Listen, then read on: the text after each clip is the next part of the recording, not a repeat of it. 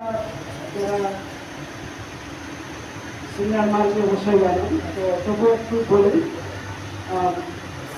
তো বাবা ঠিক ডিএমসিতে এসেছেন এবং বাবা করছেন না, একটু জঙ্গলের দিকে যাব।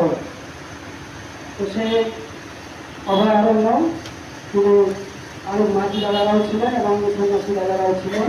বাবা বলছেন চল, প্রায় তো ভয়ে একটা সময় দ্বিতীয় অবস্থা পরিস্থিতি, কোথায় যাবে না, এখানে জঙ্গল মানে তো গন্ডার, জঙ্গল মানে গন্ডার। বাবা বলছেন না, যেতে হবে। বাবা পারমিশন যাবে না, এমনি তো সন্ধ্যা হয়ে যাচ্ছে, এই যে তোমরা যাও নাও বলো। বাবা তখন ওই ওখানকার যে গাছ যারা রয়েছে করে ডিপার্টমেন্ট তাদেরকে বলা, ঠিক আছে তাহলে কিছু দূর যান। যখন গুরুদেব এতটাই জেদ করছেন, বাবা কিছু দূর না দিয়ে বাবা ঢুকতেই গেছে।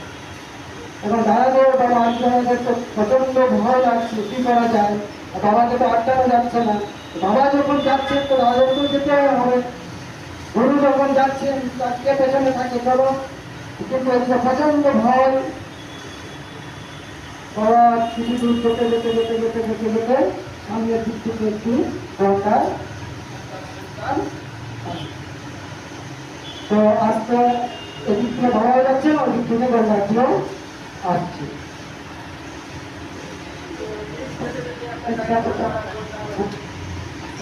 ঠিক আছে, গঙ্গার এবং বাবার সাক্ষাৎ হলো। গঙ্গাটি এসে বলছিল, বাবা বলছিল যে গঙ্গারের চোখ থেকে জল বেরোচ্ছে, অশ্রু বেরোচ্ছে। তো বাবার কান